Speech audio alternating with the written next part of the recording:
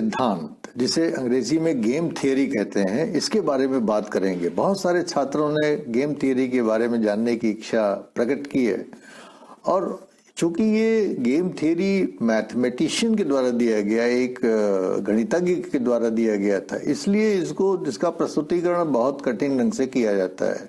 लेकिन आज हम लोग इसको बहुत सरल ढंग से समझने की कोशिश करेंगे कि ये गेम थियरी होता क्या है, और राजनीति विज्ञान में या इंटरनेशनल के रिलेशंस के फील्ड में विशेष रूप से कैसे इसको हम देखते हैं।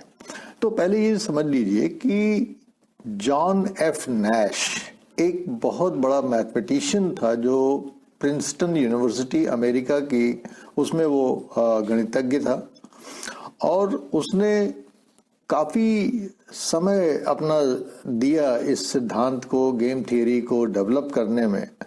और उसकी वजह से उसको लोग विक्षिप्त सा समझने लगे थे कि वो कोई मानसिक रूप से विक्षिप्त व्यक्ति है। इतना वो अपने मशगूल रहता था अपने इस इन्वेस्टिगेशन में, इस रिसर्च में। और अंततः 1994 में उसको नोबेल प्राइज इन इकोनॉमिक्स दिया गया, और उसको नोबेल प्राइज इन इकोनॉमिक्स उसके गेम थियरी के लिए दिया गया। तो आज ये समझते हैं कि नैश ने जिस प्रकार से हम लोगों को गेम थियरी के बारे में बताया, या नैश का जो गेम थियरी का सिद्धांत है वो है क्या। देखिए, इसका बहुत सरल ढंग से हम समझेंगे। इसमें कोई भी मैथमेटिक्स और गणित का हम प्रयोग नहीं करेंगे, और बहुत ही सरल ढंग से हम समझने की और आपको कन्विंस करने की, समझाने की कोशिश करेंगे। एक बात तो आप ये समझिए कि गेम थियरी में जो खेल सिद्धांत है, खेल तो हम सभी लोग खेलते हैं, बचपन से आप खेल खेलते आए हैं। कोई ऐसा नहीं होगा जो कहे कि साहब हमने खेल न खेले हो, चाहे वो खेल का स्वरूप गुल्ली डंडा रहा हो, कबड्डी रहा हो, पेड़ पे चढ़ने छुअन छुपाई रहा हो, या सोफिस्टिकेटेड गेम जो है hockey, cricket, football, badminton, basketball और वगैरह वगैरह तरह तरह के खेल रहे हों। खेल लेकिन सबने खेला हुआ है, और अक्सर हमने ये देखा है कि एक खेल की जब हम परिकल्पना करते हैं तो कम से कम 2 लोग उसमें होते हैं, क्योंकि उसमें इससे की प्रतिस्पर्धा होती है। उसमें हम एक दूसरे से प्रतिस्पर्धा करते हैं। 2 टीमें बन जाती हैं, कभी कभी 2 ग्रुप बन जाते हैं। जैसे क्रिकेट का ही हम खेल देखते हैं, बहुत बच्चे गली कूचे में क्रिकेट खेलते रहते हैं, फुटबॉल खेलते रहते हैं, कबड्डी खेलते रहते हैं, गिल्ली डंडा खेलते रहते हैं। उसमें 2 टीमें बन जाती है, कम से कम 2 प्लेयर्स होते हैं।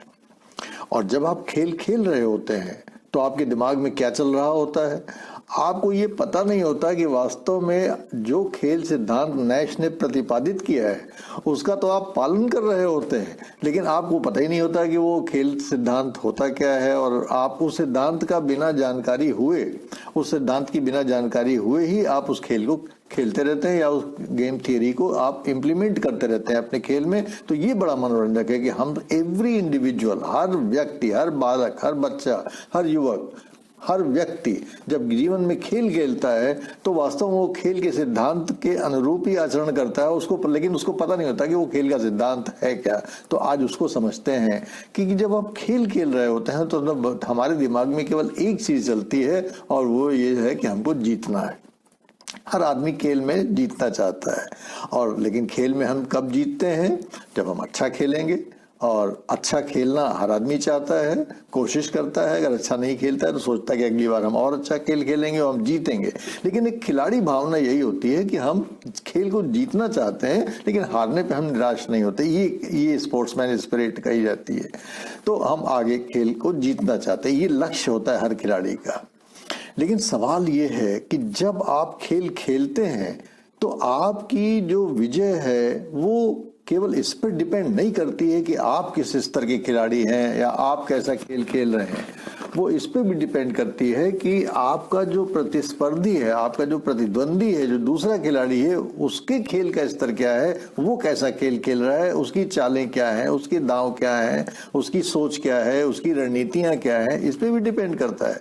तो खेल जब हम खेल रहे होते हैं तो जीतना तो हम चाहते हैं, लेकिन केवल हमारे अच्छे खेलने से ही बात नहीं बनेगी। हमको ये भी देखना पड़ेगा कि हमारे सामने खिलाड़ी किस नंबर का है, खिलाड़ी किस स्तर का है।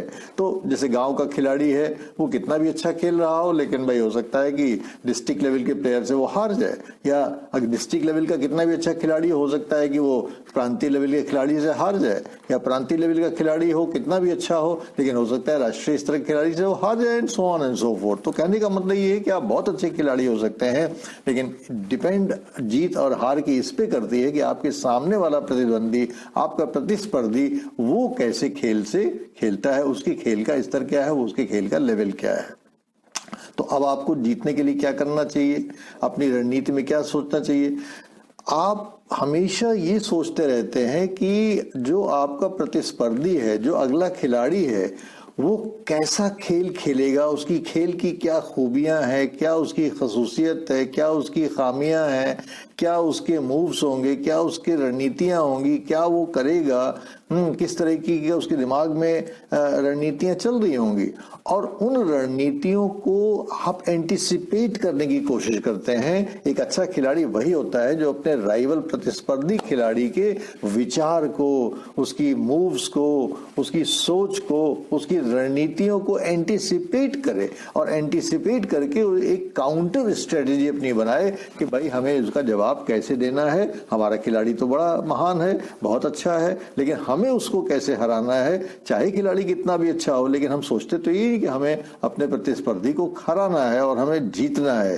तो ये एक बहुत इंपॉर्टेंट चीज है कि हम खेल के दौरान ये हमेशा सोचते रहते हैं कि हमको प्रतिस्पर्धी खिलाड़ी को कैसे हराना है, उसकी क्या मूव्स है, और ये दोनों खिलाड़ी सोचते रहते हैं। ये नहीं कि आप ही सोच रहे हैं, आपका जो प्रतिस्पर्धी है वो भी यही सब बातें सोचता रहता है। तो ये इसमें बहुत इंपॉर्टेंट चीज है कि जो गेम थियरी है वो एक प्रकार से बहुत सारे मॉडल्स बनाती है, जिसमें प्रिजनर डिलेमा और ट्रैवलर्स डिलेमा और तरह तरह के जो डिलेमास हैं कि भाई दो प्रिजनर्स हैं, उसको बंदी बना दिया गया, पुलिस ने दोनों से अलग अलग इंटरोगेट किया, एक दूसरे को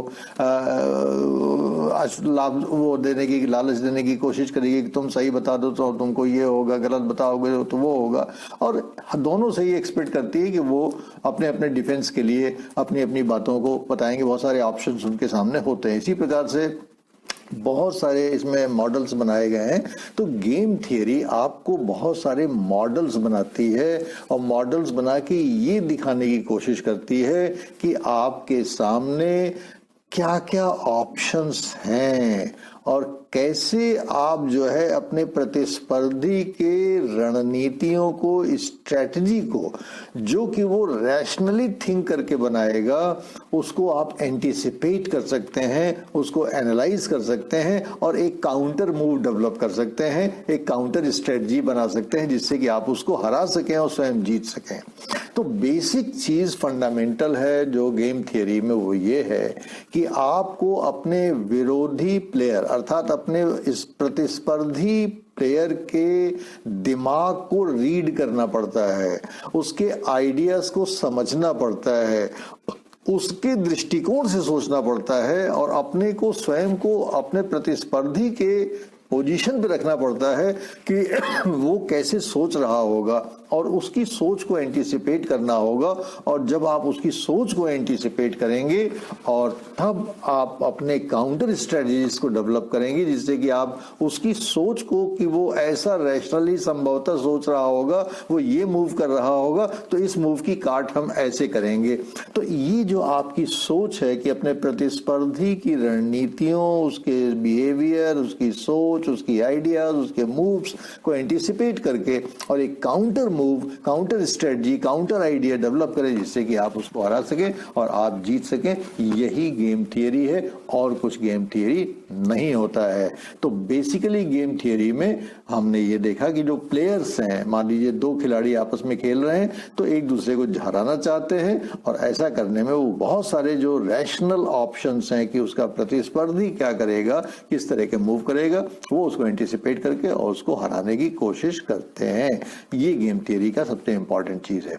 और यहीं पे मिस्टर नैश जिन्होंने की, प्रोफेसर नैश जिन्होंने की ये गेम थ्योरी प्रोपाउंड किया, उन्होंने एक नैश इक्विलिब्रियम प्रतिपादित किया जो मैथमेटिकली किया, जिसमें कि हम लोग नहीं जाएंगे। मैं उसका आपको सार समझाता हूं कि नैश इक्विलिब्रियम की अक्सर चर्चा होती है कि भाई नैश इक्विलिब्रियम, तो नैश इक्विलिब्रियम होता क्या है, इसको समझ लीजिए बड़े सरल ढंग से, और मैं इसको अपने सोशल साइंस लैंग्वेज में आपको समझाता हूँ, मैं मैथमेटिक्स की लैंग्वेज में नहीं ले जाऊंगा आपको।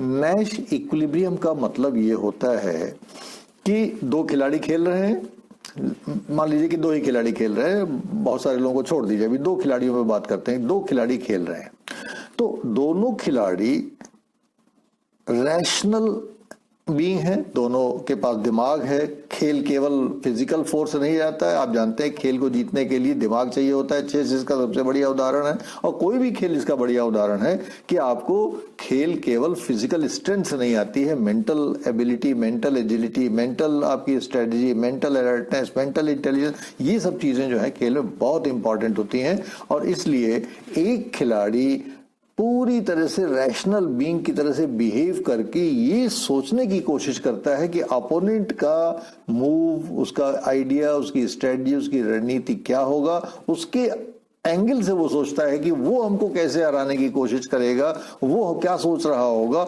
और जब वो ऐसा सोच रहा होगा तो आप काउंटर रणनीतियां बनाते हैं, और यही चीज आपका विरोधी भी सोच रहा होगा।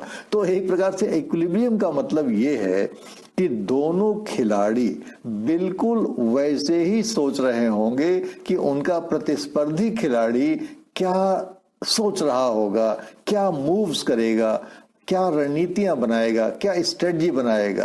अर्थात अगर ए और बी दो खिलाड़ी हैं तो ए खिलाड़ी भी यही सोच रहा होगा कि बी की रणनीतियां क्या होंगी, बी क्या सोच रहा होगा, बी क्या मूव्स करेगा, बी किस तरीके से हमको हराने की कोशिश करेगा, और उसको मैं डिफीट करूं।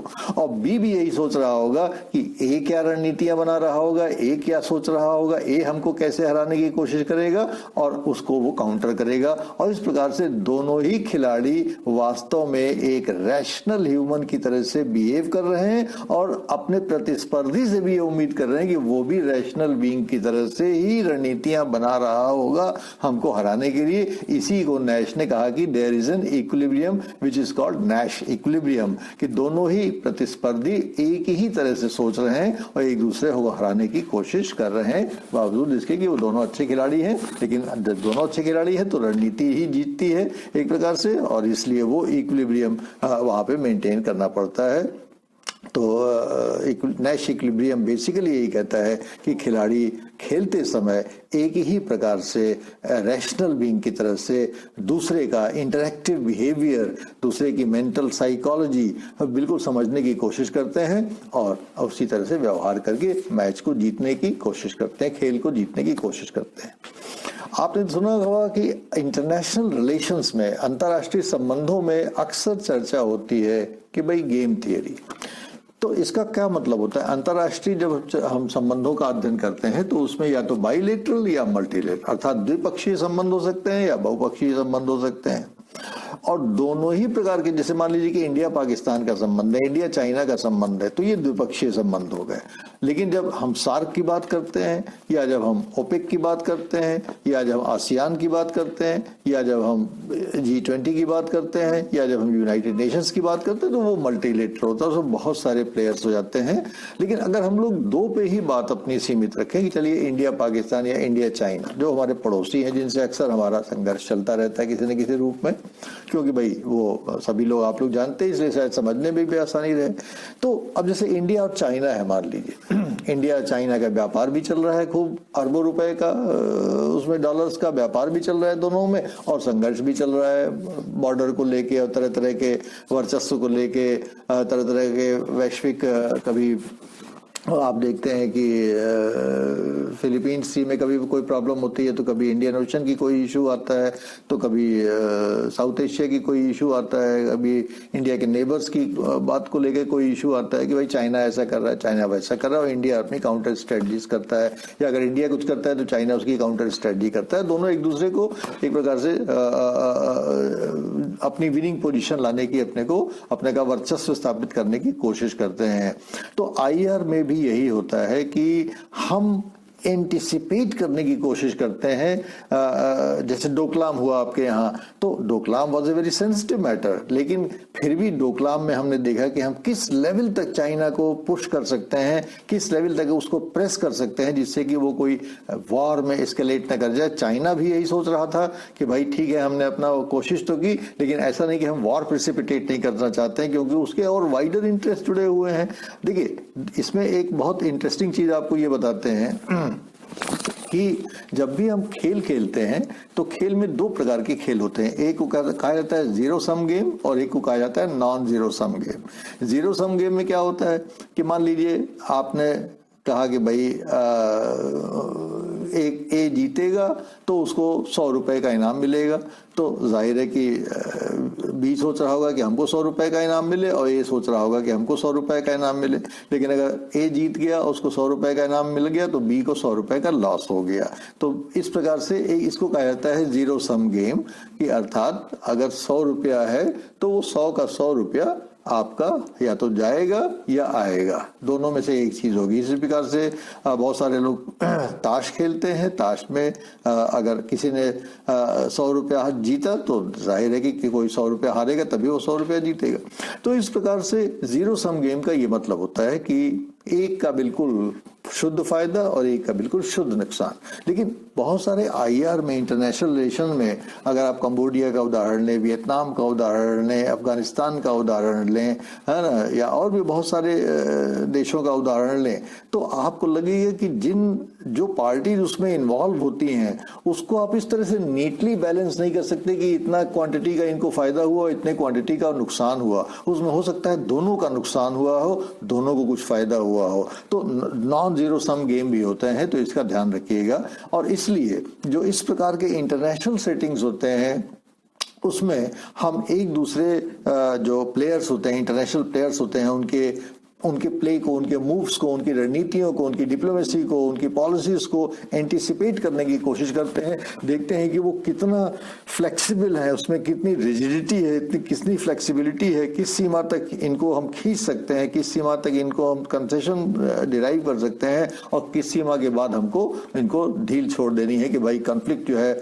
ना हो जाए। उसकी बहुत इंपॉर्टेंट वजह यह है कि आज जो ग्लोबल सिनेरियो है, इकोलॉजिकल ग्लोबल जो इकोलॉजी है, वो उस ग्लोबल इकोलॉजी में कॉन्फ्लिक्चुअल मॉडल से नहीं बल्कि कोऑपरेटिव मॉडल से चलता है। क्योंकि आज बहुत सारा जो इंटरनेशनल पॉलिटिक्स हो गई है वो व्यापार केंद्रित हो गई है कि हम व्यापार तो करना चाहते हैं, आप पे व्यापार करके आपको डोमिनेट करना चाहते हैं, आपसे पैसे ऐंठना चाहते हैं, क्योंकि हमारी नीड्स भी हैं, है ना। जैसे चाइना ही है, तो चाइना से हम लोग के चाहे जैसे संबंध हो, लेकिन बहुत सारी ऐसी चीज है जो हम अभी चाइना से पूरी तरह से व्यापार पर प्रतिबंध नहीं लगा सकते। पाकिस्तान ने अगर भारत से व्यापार पर प्रतिबंध लगाया या भारत ने पाकिस्तान से प्रतिबंध किसी कारण लगाया, तो जाहिर है कि किसी का उसमें बहुत नुकसान हो रहा होगा और दोनों देशों में कुछ ना कुछ नुकसान हो रहा होगा। उस फ्रंट पे बड़ी असुविधा हो रही। जो माल मान लीजिए हम पाकिस्तान से डायरेक्ट लेते थे, अब वो हमारे घूम घाम के कहीं इधर उधर से आ रहा है, तो जाहिर है कि उसका टैरिफ बढ़ेगा, ट्रांसपोर्ट बढ़ेगा, उसकी कॉस्ट बढ़ेगी। इसी प्रकार से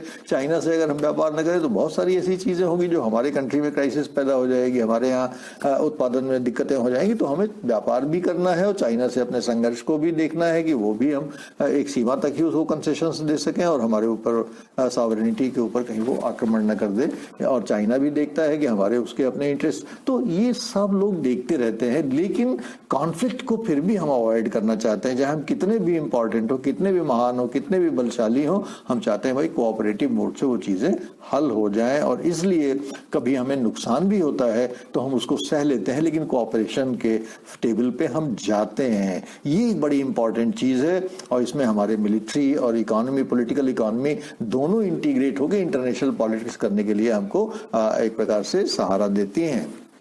और ऐसी सूरत में जबकि हमको आपसे कॉन्फ्लिक्ट भी करना है और कोऑपरेशन भी करना है और हमको ये मूव्स देखना है कि आप किस सीमा तक झुकेंगे और मैं किस सीमा तक झुकूंगा और हम दोनों किस किस विन विन सिचुएशन में रहेंगे, तो उसमें बहुत सारी देखना पड़ता है कि वो एक्टर्स कौन है, प्लेयर्स कौन है। चाइना से आप डील कर रहे हैं कि पाकिस्तान से कर रहे हैं कि अमेरिका से कर रहे हैं कि रशिया से कर रहे हैं कि इजराइल से कर रहे हैं कि जापान से कर रहे हैं, आपके सामने एक्टर कौन है, या कि बांग्लादेश से कर रहे हैं, श्रीलंका से कर रहे हैं, किससे आपका डील चल रहा है ये आपको देखना पड़ता है। तो आपको पहचानना पड़ता है कि वो एक्टर कौन है, और रूल्स ऑफ द गेम भी देखने पड़ते हैं, क्योंकि जब आप इंटरनेशनल डिप्लोमेसी में आ रहे हैं तो ऐसा नहीं कि आप मनमाने ढंग से कुछ भी करने लगेंगे। खेल जैसे हर खेल के नियम होते हैं, इंटरनेशनल खेल के भी नियम होते हैं, डिप्लोमेसी के भी नियम होते हैं, वो नियम भी आपको पालन करने हैं, क्योंकि भाई आप भी बहुत सारे प्रोटोकॉल से बंधे हुए हैं, आप बहुत सारे कन्वेंशन से बंधे हुए हैं। फिर आपको ये देखना पड़ता है कि आपके पास चॉइसेस क्या क्या हैं, क्या क्या चीज़ें आप कर सकते हैं, जो कि आपके पास विकल्प, जिसको विकल्प ए, विकल्प बी, विकल्प सी, विकल्प डी, कि हमारे सामने से हर्बर्ट साइमन ने कहा था कि भाई रैशनल डिसीजन मेकिंग। तो रैशनल डिसीजन मेकिंग में हम लोग क्या करते हैं, रैशनल डिसीजन मेकिंग में यही तो करते हैं ना कि भाई what are the choices, what are the options before us. हमारे पास सबसे इंपॉर्टेंट, सबसे नंबर 1 पे ये चॉइस है, नंबर 2 पे ये चॉइस है, नंबर 3 पे ये ऑप्शन है, नंबर 4 पे ये ऑप्शन है। और इस प्रकार से हम बहुत सारे ऑप्शन अपने सामने देखते हैं, फिर हम देखते हैं कि किस ऑप्शन को हम ऑपरेशनलाइज कर सकते हैं। हो सकता है कि नंबर 1 ऑप्शन हम चाहें, लेकिन नंबर 1 ऑप्शन पॉसिबल ना हो, हमको नंबर 2 ऑप्शन करना पड़े, नंबर 2 ऑप्शन पॉसिबल है, नंबर 3 तो बहुत सारे हम विकल्प अपने पास रखते हैं। तो हमें चॉइसेस देखने पड़ते हैं। फिर हमें ये भी देखना पड़ता है कि भाई जब हम इंटरनेशनल डील्स करते हैं तो ऐसा ना हो कि हमारे कंट्री में ये सिग्नल जाए कि we have been lost, we have been defeated, we have been sold out, we have sold out. तो ये नेशनल इंटरेस्ट, तो ये सारी भी चीज़ें हमको देखना पड़ता है कि अंत में हम अपने घर में, अपने कंट्री में ये मैसेज दें कि भाई we have done, we are victor, we have gained from the bargain. हम इंटरनेशनल कोऑपरेशन से हमको बारगेन में ये चीज़ मिली है, तो हम दिखा भी सकें कि पे ऑफ है हमारा, जो चीज़ हमको है वो मिली क्या है। और हमको ये भी देखना होता है कि ये जो डील चल रही है, ये जो इशू चल रहा है, ये वन एक्ट प्ले है या ये रीप्ले उसका होता रहेगा, बार बार ये समस्या आती रहेगी। तो ये तमाम चीज़ें हमको इंटरनेशनल डिप्लोमेसी में देखना पड़ता है, और इसके अनुरूप ही देखना पड़ता है कि सामने वाला के मूव्स क्या क्या हो सकते हैं, या इंटरनेशनल कम्युनिटी का मूव क्या क्या हो सकता है, और हमारा उसमें रिस्पॉन्स क्या होना चाहिए, हमारा रैशनल रिस्पॉन्स क्या होना चाहिए, हमारी रैशनल चॉइस क्या होनी चाहिए, और किस चॉइस को हम लेके इंटरनेशनल कम्युनिटी के सामने रखें, जिससे कि वो एक्सेप्टेंस हो जाए और हमारे अंदर एक फीलिंग ऑफ विक्ट्री या फीलिंग ऑफ विन आए, और एक विन विन सिचुएशन से हम निकल के आए। क्योंकि इंटरनेशनल कम्युनिटी में ऐसा नहीं हो सकता कि जीरो सम गेम हो जाए कि आपका हानि हो गया, दूसरे का पूरा लाभ हो गया। Everybody wants to be a winner। तो वो विन विन सिचुएशन जो है वो किस तरीके से आए, इसके लिए बहुत सारे मूव्स आपको एंटिसिपेट करने होते हैं।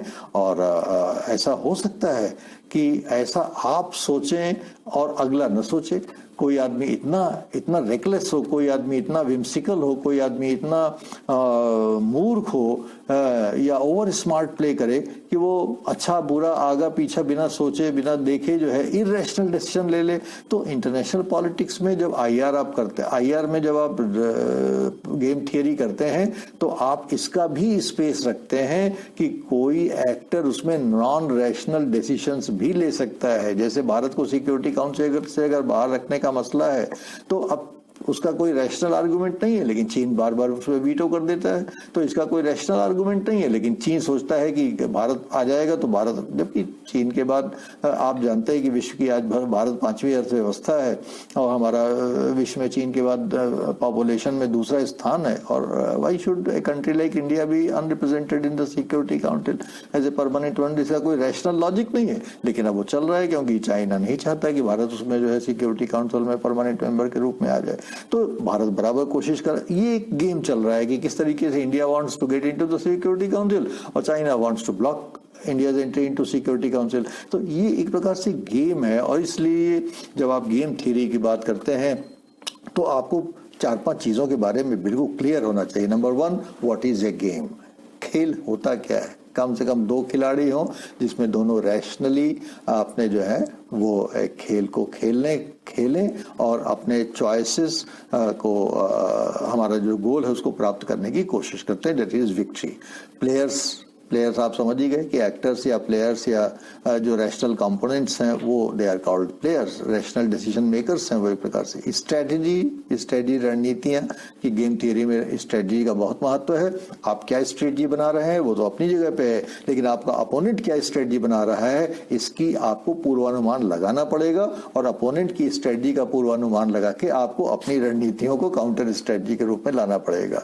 और चौथी चीज होती है पे ऑफ, गोल्स, गेन्स, जो कि लक्ष्य लक्ष्य है, लक्ष्य विक्ट्री है, और इक्विलिब्रियम जो कि संतुलन पैदा करता है दोनों रैशनल एक्टर्स में, अर्थात खेल में दोनों ही खिलाड़ी, जितने दोनों ही प्रतिस्पर्धी, दोनों ही राज्य अगर एक दूसरे से संवाद कर रहे हैं तो वो एक प्रकार से इक्विलिब्रियम सिचुएशन में होते हैं। वो अपना इंटरेस्ट भी प्रोटेक्ट करना चाहते हैं और ये भी चाहते हैं कि वो जीतें, और ये दोनों पक्ष चाहते हैं, तो एक प्रकार से एक इक्विलिब्रियम ऑपरेट हो जाता है कि दोनों